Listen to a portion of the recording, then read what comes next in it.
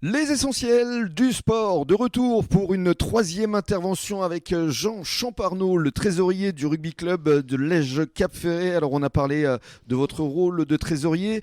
Évoquons maintenant les effectifs, parce que ça c'est effectivement quelque chose de très important. Ah oui, c'est primordial même, je dirais. Donc il y a deux sortes de catégories d'effectifs. Il y a le sportif avec les joueurs. Les joueurs où je dirais que ça tend à aller, même si on joue en R2, en Régional 2, on a un aspect financier aussi qui est souhaité parfois par des joueurs, et ce qui est normal. Il y a des défraiements, ils sont loin. Le Cap Ferré, on est...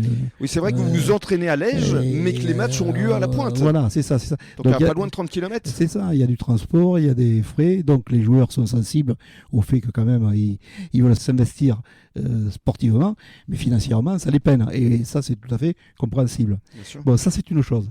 La deuxième chose qui est beaucoup plus embêtante, ce sont les bénévoles. Oui. Là aujourd'hui les bénévoles sont vieillissants, que ce soit je pense au rugby ou ailleurs, et là on manque de bras, on manque de personnes, même dans l'encadrement, dans le secrétariat. Pourquoi ? Parce que la nouvelle génération s'implique moins ?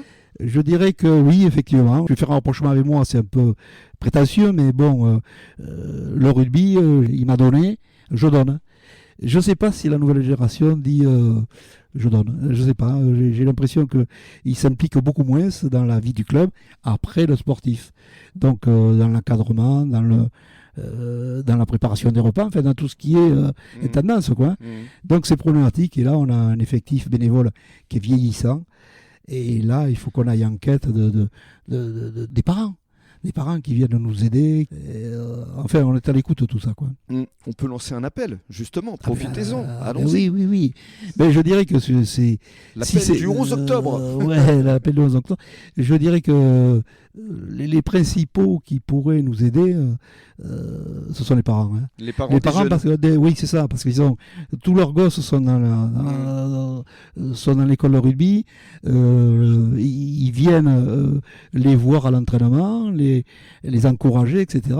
Ça serait bien qu'ils encouragent le club, qu'ils encouragent le club, qu'ils viennent nous donner un coup de main. On ne demande pas de bosser 39 heures par semaine.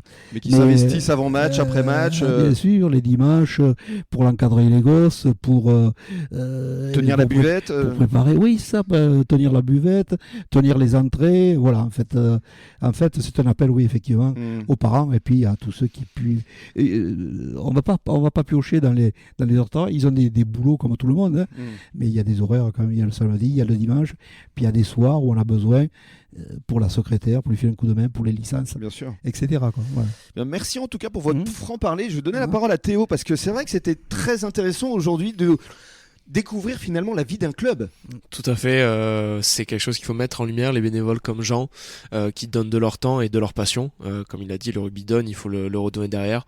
On le retrouve dans tous les sports. La personnalité de Jean me fait penser à la présidente de notre club de hand d'Arcachon, Françoise, qui est dans le club depuis des années et des années, qui ne compte pas les heures, qui est là le samedi soir à la buvette, qui le dimanche matin est de retour pour nettoyer le clubhouse. Donc c'est des personnalités qui font un club aujourd'hui. Sans ces personnes-là, il n'y aurait pas de club et pas de vie sportive. Belle conclusion. Voilà. Merci beaucoup, Jean. Eh ben, je remercie à vous aussi. Bonne continuation. Merci. Avec le rugby club de Lège Cap-Ferré continue à gagner. On rappelle, 3 victoires pour les 3 premiers matchs. Ah ben c'est parti là. Et le prochain, ce sera contre qui ? Saint-Aubin-de-Médoc. Saint-Aubin-de-Médoc. Merci beaucoup. Dimanche prochain. Voilà. Merci. Merci à vous. Bon début de soirée à tous sur la radio des Essentiels du Bassin. Dans quelques minutes, le journal des sports.